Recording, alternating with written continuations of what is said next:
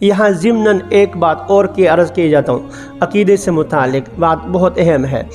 آپ نے یہ آیت دیکھ لی، سورہ ترجمہ دیکھا، ان الذین ینادونک من وراء الحجرات، یہ تنبیہ تھی جو باہر سے جنہوں نے چیخا چلایا تھا۔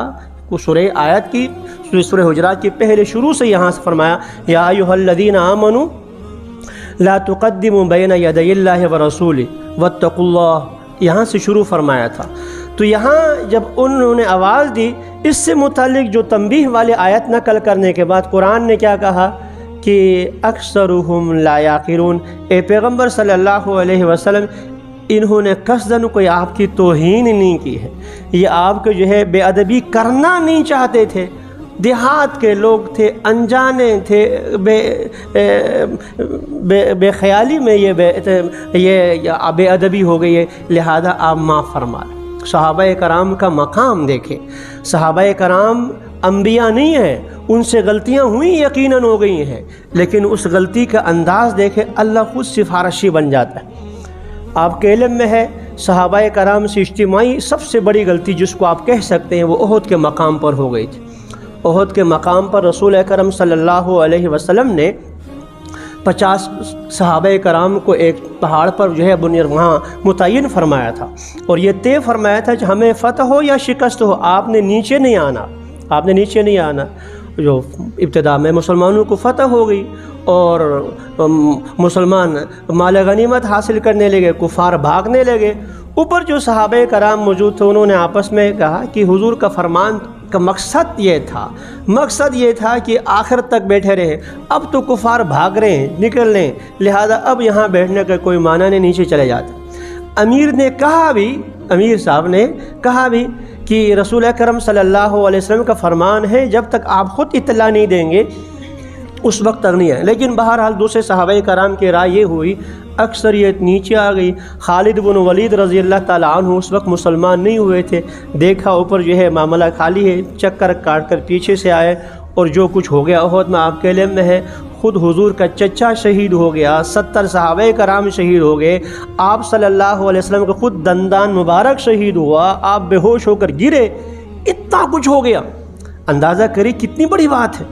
تو جب اس کا ذکر قرآن مجید میں ہے، صحابہ کرام کی اس جو ہے یہ اس بھول چوک کی، اس غلطی کا، اس کے بعد قرآن کیا کہتا ہے؟ فاعف عنہم، اے پیغمبر صلی اللہ علیہ وسلم آپ انہیں معاف کر دیں۔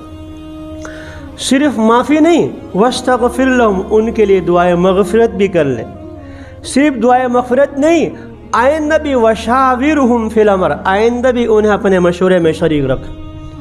اس سے بڑا مقام اور کیا ہوگا؟ جہاں جن صحابہ کرام کی ہلکی سی لفظی سمجھنے میں غلطی کی وجہ سے خود حضور بے ہوش ہو گئے ہوں صلی اللہ علیہ وسلم، آپ کا دندان مبارک شہید ہو گیا ہے، آپ زخمی ہوئے ہیں، 70 صحابہ کرام، چچا آپ کا جو شہید ہو گیا ہے، ان کے بارے میں حضور کا کیا فرمان ہے؟ اللہ کا کیا فرمان ہے؟ انہیں معاف کریں۔ اس پر بس نہیں بھئی اللہ خود معاف کرے۔ اگر حضور صلی اللہ علیہ وسلم ناراض بھی ہو جائیں، اللہ معاف کرنا چاہیں تو کر سکتے، نہیں کر سکتے، اللہ کی طاقت ہے۔ تو لیکن اللہ حضور سے فرما رہے ہیں کہ فاعف عنہم، آپ بھی معاف کر دیں، بس دل میں نہیں رکھنا چاہیے۔ اور صرف اس پر بس نہیں، واستغفر لہم، ان کے لیے آپ مغفرت بھی طلب کر لیں، مجھ سے مانگے۔ اور پھر یہ بھی نہیں، آئندہ بھی انہیں اپنے ساتھ رکھیں، وشاورہم فی الامر۔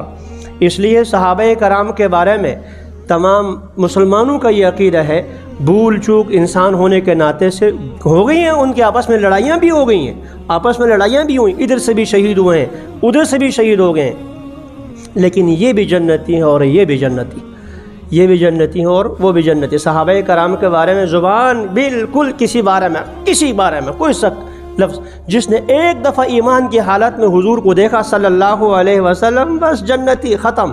تو یہاں بھی اللہ تعالیٰ جو ہے اس تنبیہ کے ساتھ فوراً کیا فرما رہے ہیں؟ اکثرهم لا یعقلون، انہوں نے جو آپ کو آوازیں باہر سے دی ہیں، یہ کوئی آپ کی توہین نعوذ باللہ مقصود نہیں، صرف اور صرف بات یہ کہ دیہاتی ہیں، یہ شہری آداب سے واقف نہیں ہے، یہ بے خیالی میں یہ ہو گئی ہے، لہذا آپ ان سے صرف نظر کر لیں۔ رسول اکرم صلی اللہ علیہ وسلم جو دین لے کر آئے ہیں وہ کامل مکمل دین ہے، وہ صرف نماز روزہ حج زکوٰۃ نہیں، رہنے کے آداب، کسی سے بات چیت گفتگو کے آداب، بلانے کے آداب، سب پر حاوی ہے، سب پر حاوی ہے اسی آیت کے تحت۔ ایسے جو قرآن مجید کی جو آیت ہے سورہ نور میں وَإِذَا قِيلَ لَهُمُ ارْجِعُوا فَارْجِعُوا، جب آپ کو کہا جائے کہ لوٹ جاؤ تو فرجعوا، آپ واپس لوٹ جائیں، یہ تمہارے لیے زیادہ بہتر ہے۔